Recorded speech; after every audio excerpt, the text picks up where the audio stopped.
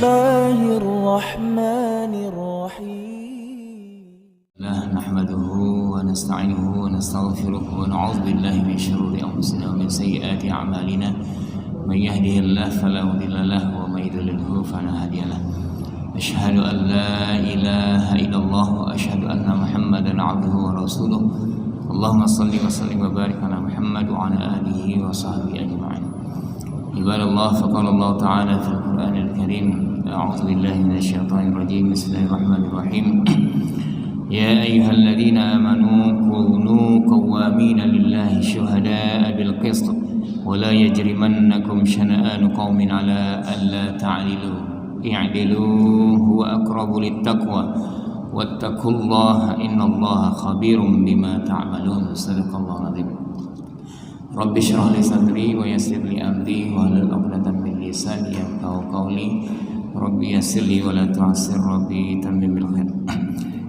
Alhamdulillah, segala puja dan puji bagi Allah SWT yang telah melimpahkan rahmat dan karunia kepada kita sehingga pada subuh yang berbahagia ini, hari-hari berikutnya, hari ini Allah masih memberikan kita kesempatan, kesehatan, kehidupan, kelapangan waktu, keringan kaki sehingga bisa menghadiri subuh berjamaah yang itu memang tuntutan dari Allah SWT, di mana tuntutannya warka'u ma'ar raka'in, kata Allah, rukuklah kamu bersama dengan orang-orang yang rukuk. Sidang jamaah subuh yang dirahmati Allah SWT, selawat serta salam mari kita sanjung-sanjungkan pada baginda Rasulullah Sallallahu Alaihi Wasallam yang atas perjuangan beliau maka kita menikmati nikmat iman dan Islam. Mudah-mudahan kita selalu istiqomah di jalannya dan mudah-mudahan Allah merahmati kita hingga tujuan akhir kita adalah husnul khatimah bisa kita dapatkan. Amin ya rabbal alamin.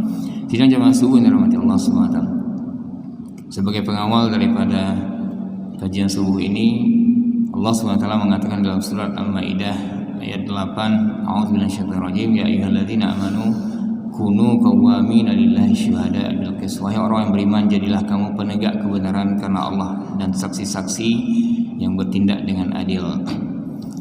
Wala yajrimannakum syana'anu qaumin ala alla ta'dilu i'dilu huwa aqrabu littaqwa. Janganlah kebencianmu terhadap suatu kaum mendorong kamu untuk berlaku tidak adil. Berlaku adillah karena itu dekat dengan takwa. Wattaqullaha innallaha khabirum bima ta'malun. Bertakwalah kamu kepada Allah, sesungguhnya Allah Maha teliti terhadap apa yang kamu kerjakan. Sidang jamaah dirahmati Allah SWT, melanjutkan kajian yang lalu. Dalam sistem perbankan kita sangat menginginkan kehadiran perbankan tentunya juga dalam rangka untuk memberikan keadilan di mana bahwa tidak ada unsur-unsur yang bisa membuat kezaliman, baik itu secara sistemik, secara sistem, ataupun mungkin secara non sistemik, katakanlah karena unsur-unsur pribadi atau orang tertentu yang ingin mengambil keuntungan. Tentunya kita sudah memiliki lembaga-lembaga yang sudah mengatur tentang perjalanan ataupun pengawasan daripada kinerja operasional perbankan tersebut. Sidang jamaah dirahmati Allah SWT, ada sebuah sistem yang mungkin perlu kita kaji ulang. Di dalam sistem perbankan ada pihak yang disebut dengan pihak funding ataupun orang-orang yang memberikan dana. Mereka-mereka yang meletakkan tabungan mungkin, kemudian deposito atau giro, sehingga mereka membentuk sebuah funding yang disebut dengan DPK, dana pihak ketiga. Kemudian di sisi yang lain ada nasabah-nasabah yang menginginkan dana tersebut untuk dia dapatkan untuk dia olah kepada usaha atau mungkin tujuan konsumtif atau tujuan-tujuan lainnya. Maka kemudian mereka disebut dengan lending ataupun orang-orang yang meminjam, tetapi di syariah disebut dengan financing, dengan nasabah-nasabah pembiayaan. Jadi ada nasabah yang memberikan dana, ada nasabah yang kemudian meminjam kalau bahasa di kredit. Kalau di perbankan konvensional, maka orang yang meminjam itu dengan pola kredit semuanya. Tetapi di dalam perbankan syariah yang menginginkan uang tersebut, dana tersebut itu sesuai dengan maksud dan tujuannya. Jika mereka menginginkan dalam bentuk jual beli, maka dia harus sesuai dengan akad jual beli. Misalnya akad jual beli ada murabahah, ada istisna, ada salam. Tapi pembiayaan untuk modal usaha dan yang lainnya terkadang bisa digunakan, disalurkan melalui produk-produk pembiayaan bagi hasil. Di situ mungkin ada mudharabah, ada musyarakah berbagi hasil. Sebenarnya ada lagi tambahan, ada muzara'ah, mukhabarah, tetapi tidak diaplikasikan mungkin di perbankan kita. Di Malaysia ada muzara'ah, yaitu berbagi hasil untuk bidang pertanian. Kemudian jika kita ingin menyewa karena tujuan ingin menyewa, maka ada ijarah. Ada yang menyewa biasa, ada yang disebut dengan IMBT, ijarah muntahiyah bitamlik, yaitu kita menyewa sebuah produk, tetapi nanti ujungnya yang kita sewa itu akan menjadi milik kita. Misalnya orang supir taksi misalnya, ketimbang dia mengambil taksi untuk bekerja pada sebuah perusahaan, katakanlah presiden taksi begitu, dia mengambil taksi kemudian dia membayar setiap bulan ya, kepada perusahaan, tetapi ujung daripada perjalanan dia harus kembalikan taksi tersebut kepada perusahaan tersebut. Maka dia bisa memakai pola MBT, di mana dia ketika dia menyewa per bulan, namun ujung daripada kepemilikan taksi itu akan menjadi milik dia, meskipun mungkin harganya tidak sama lagi karena mungkin sudah dia pakai selama 5 atau 10 tahun.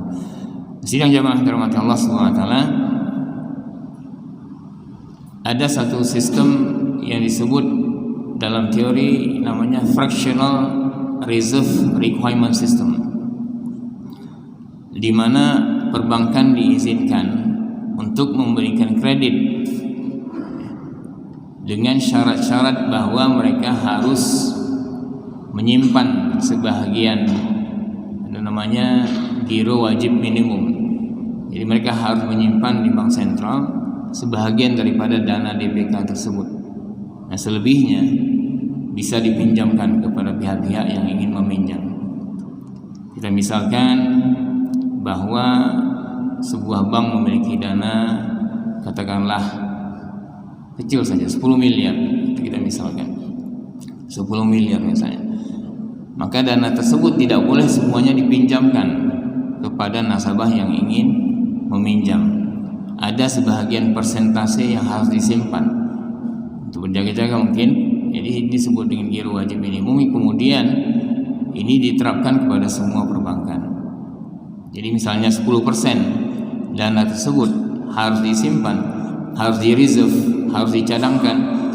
Maka kemudian 10%-nya dari 10 miliar itu berarti 1 miliar harus kemudian tidak bisa digunakan sebagai pembiayaan ataupun peminjaman, sehingga hanya bisa 9 miliar saja.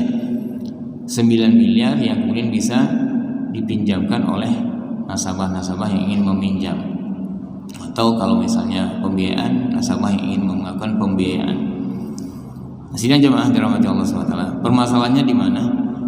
Permasalahannya adalah ketika seseorang katakanlah mengambil pembiayaan 9 miliar, tentunya kemudian dia tidak mungkin membawa uang itu by cash, tidak mungkin membawa uang itu dalam bentuk tunai.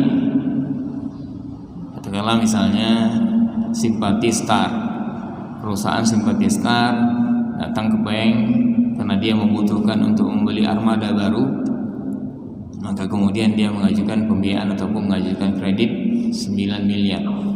Mungkin dia ingin membeli double decker, misal harganya katakanlah 3 miliar satu, maka dalam bayangannya dengan 9 miliar dia bisa dapatkan 3 double decker. Dia tanya pada bank mungkin, ya, berapa saya bisa pinjam? Nah, tentunya bank sudah mereserve 10%, katakanlah tadi 1 miliar, mereka punya dana 9 miliar, ini kemudian saya pinjamkan ke Anda dengan bunga pinjaman tentunya di atas daripada bunga tabungan. Bunga pinjaman misalnya 10% per tahun. Maka kemudian dia mengambil 9 miliar itu, dan kemudian dia tidak membawanya by cash, tidak membawanya secara tunai. Opsinya ada dua. Yang pertama, dia membuka rekening giro di perusahaan tersebut, yaitu di bank tersebut, agar kemudian dia hanya membawa buku cek saja. Dia hanya membawa buku cek saja.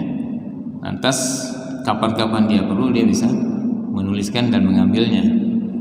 Nah, ini kelebihan daripada giro. Nah, kemudian kapan ia akan ambil? Ya kapan dia butuh. Mungkin di hari itu dia hanya butuh 50 juta saja. Harinya 8.950.000 itu masih dia simpan di bank. Itu opsi yang pertama. Opsi yang kedua, dia akan transfer ke bank yang biasa dia gunakan.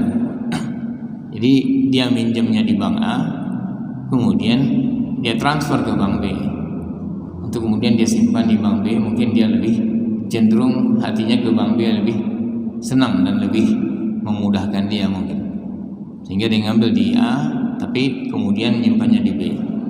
Nah, sidang jamaah dirahmati Allah SWT, bagaimana kemudian penerapan terhadap uang yang ditinggalkan ini? Uang yang ditinggalkan oleh nasabah, katakanlah tadi dia ambil 9M, kemudian dia letakkan kembali di perbankan. Nah, menurut kajian yang pernah kita lakukan, bahwa itu dianggap sebagai new deposit, sebagai DPK baru, sebagai deposito baru, sebagai dana pihak ketiga baru. Maka 9M itu masuk ke dalam sisi funding kembali, masuk ke dalam sisi funding kembali. Lantas kemudian bank merasa bahwa ada uang baru sebesar 9M. Sama seperti ketika dia pilih pola kedua, dia ambil dari bank A 9M, dia transfer ke bank B, maka bank B akan mencatatnya sebagai new funding, sebagai deposito baru, sebagai deposit baru, dana pihak ketiga yang baru masuk. Nah, penerapannya tentunya bahwa uang ini bisa dipinjamkan lagi oleh nasabah berikutnya, Jadi sebuah bank tadi yang punya dana 10M bisa menjamin 9M ternyata disimpan kembali ke dia. Maka ketika datang sebuah perusahaan baru, apakah itu Kurnia atau perusahaan terserah apa saja, mereka tanya berapa yang bisa kami pinjam, kami ada dana baru 9M. Kalau kami pinjam semua, enggak boleh.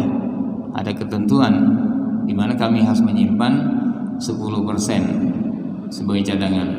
Mungkin hari ini sekitar 6,5%. Nah, kemudian ini digunakan untuk diberikan kembali kepada nasabah yang kedua.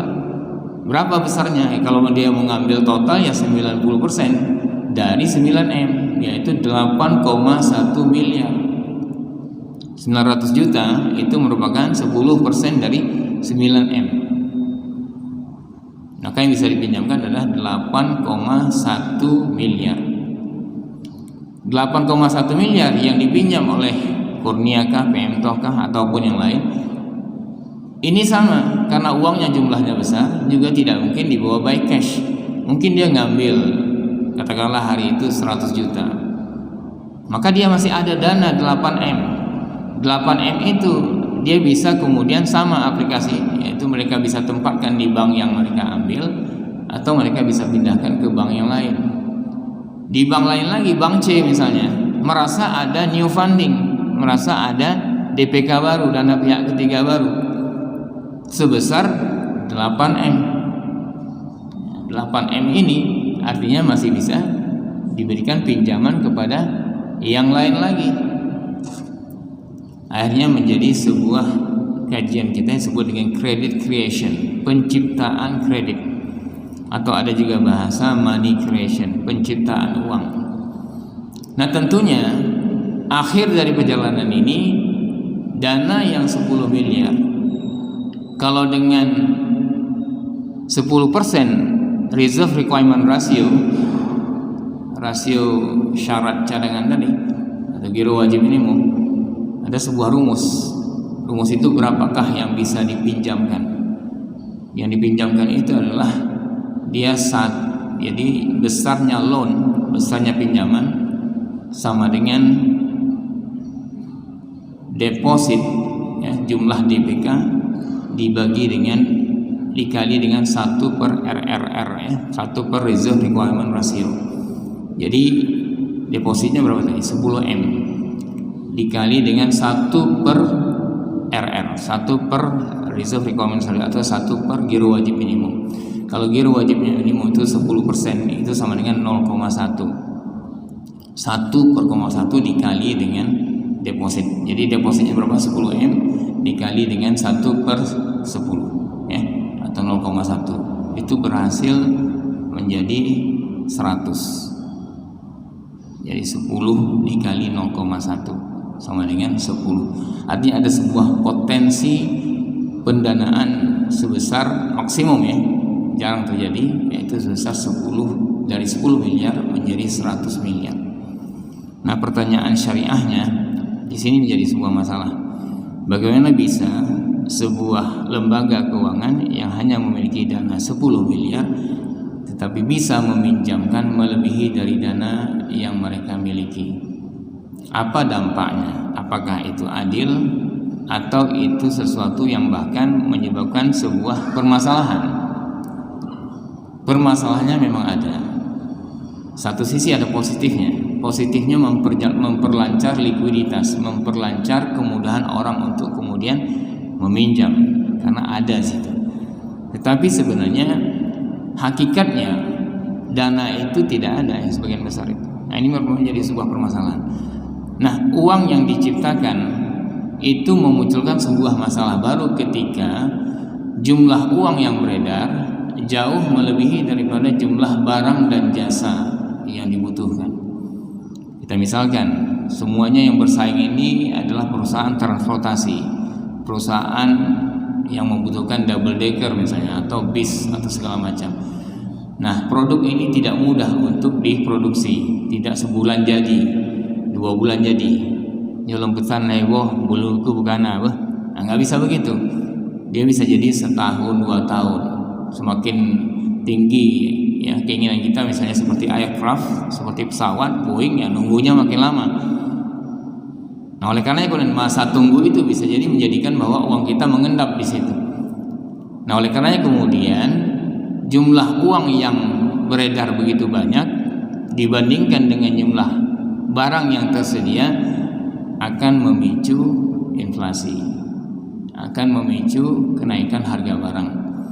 Kita misalkan tadi perusahaan A yang di perusahaan transportasi, B juga transportasi, C juga transportasi, mereka menginginkan double decker yang mungkin terbatas di produksi. Nah, ketika terbatas di produksi, si A merasa punya uang 9 miliar, si B merasa punya uang 8,1 miliar, si C 7,29. Jadi sama-sama menginginkan, ya, produk yang terbatas itu. Karena merasa punya uang, maka mungkin mereka bisa kemudian menawarkan dengan harga rata-rata tadi. Kalau awalnya adalah katakanlah 2M, bisa tawarkan dengan 2,1, yang penting belum, kalau bisa untuk saya. Nah, akses money supply melebihi daripada jumlah barang dan jasa, ini yang akan mendorong kepada terjadinya sebuah inflasi, terjadi pada kenaikan harga barang. Nah, kalau terjadi kenaikan pada harga barang, tentunya ini berefek kepada kenaikan itu berefek kepada kemampuan masyarakat untuk membeli. Nah, sidang jamaah dirahmati Allah SWT, beberapa pakar ekonomi syariah seperti misalnya Umar Chafra ataupun yang lainnya menyatakan bahwa ini juga harusnya menjadi sebuah bahan evaluasi. Bahan evaluasinya di mana bahwa ada dana yang sebenarnya tidak dimiliki sebenarnya oleh perbankan namun diberikan pinjaman. Nah, ini bagaimana hukumnya? Hukum sebagian mengatakan ya kalau tidak ada jalur lain diterima, tetapi harusnya pemanfaatan atas dana ini untuk kebaikan, untuk public good saja. Tapi ini menjadi sebuah masalah. Nah, yang lain mengusulkan bahwa fractional reserve system yang hanya fraksi itu hanya 10%, ya, itu diganti dengan 100% reserve requirement system, 100% requirement system. Maksudnya apa? Maksudnya perbankan hanya memiliki dana 10M, maka hanya dana itu saja yang boleh diberikan pinjaman, sebatas itu. Tetapi sistem yang ada memang sudah demikian. Nah, mengkoreksi hal ini mungkin agak berat. Ini sesuatu yang harus dikaji kembali oleh pakar-pakar ekonomi syariah dan juga keuangan syariah dan juga lembaga-lembaga yang kemudian mengaturnya. Nah, sidang jamaah dirahmati Allah SWT, ada sebuah permasalahan lain ketika sebuah perbankan dirumor atau dibahasakan oleh orang perbankan ini sedang punya masalah. Jadi tadi misalnya dia memberikan pembiayaan kepada si A, kepada si B, kepada si C. Yang pertama saja dia memberikan sudah 9M, yang kedua 8,1M, yang ketiga mungkin 7,29M. Padahal dananya hanya ada 10M. Nah, kalau mereka diberitahukan bahwa bank sedang bermasalah, pasti mereka akan rushing, mereka akan mendatangi bank tersebut untuk kemudian mengambil dana yang mereka timpan. Jika mereka mengambilnya pada waktu yang sama, pada hari yang sama, nah ini disebut dengan bottleneck problem. Ya, bottleneck problem ini problemnya sebuah botol, leher botol, mirip seperti botol di depan ini. Jadi besarnya di bawah, tetapi begitu sampai ke leher tentu mengecil. Artinya akan menjadi sebuah masalah ketika semua orang meminta dana kembali pada hari yang sama. Ini kalau tidak di backup oleh Bank Indonesia, Central Bank, ini bank ini bisa kolaps. Atau dia tidak punya jaringan yang lain, tidak ada bantuan yang lain, ini bisa berbahaya. Kenapa? Karena hari itu dituntut oleh orang melebihi dari jumlah dana yang mereka miliki. Nah, sidang jamaah dirahmati Allah SWT, ini sesuatu yang mungkin ya di tingkat akademisi dan di tingkat sedang dikaji-kaji kembali, bagaimana kemudian ini disyariahkan dengan hal yang kira-kira kepatutannya pantas. Artinya bahwa kita ingin menolong masyarakat agar kemudian likuiditas itu berjalan dengan baik, tetapi di sisi lain jangan sampai sistem yang ada itu juga menjadi pemicu terhadap terjadinya inflasi. Jadi inflasi karena apa? Karena jumlah kredit yang beredar begitu semakin banyak. Nah, tentunya membatasi ini juga sebuah alat ya. Bagi perbankan, bagi BI, ini sebenarnya juga alat. Giro wajib minimum ini alat untuk memudahkan likuiditas atau menyulitkan likuiditas. Kalau dia dalam kondisi inflasi, tentu ini salah satunya dengan menaikkan giro wajib minimum, misalnya dari 6,5 menjadi 8, nanti akan berefek kepada pengurangan jumlah utang ataupun uang yang dipinjam oleh masyarakat, nasabah pihak yang meminjam atau yang melakukan pembiayaan. Tetapi kalau ingin melancarkan likuiditas, ini diturunkan, mungkin dari 6,5 bisa turunkan kepada 5%, maka ada 95% lagi bisa kemudian dikembangkan oleh masing-masing lembaga. Mungkin sebuah wacana yang perlu kita sampaikan juga. Ala kulli hal, perbankan adalah sebuah ikhtiar yang kita sampaikan. Jika kita menemukan sebuah lembaga baru yang itu jauh lebih adil, yang itu jauh lebih bisa memberikan kemakmuran, maka tidak ada salahnya kemudian suatu saat kita bisa meninggalkan perbankan, nggak ada masalah. Karena ini adalah ikhtiar, bahagian daripada cara-cara manusia untuk memenuhi kebutuhan muamalah. Demikian saja bisa saya sampaikan, lebih kurang saya mohon maaf. Assalamualaikum warahmatullahi wabarakatuh.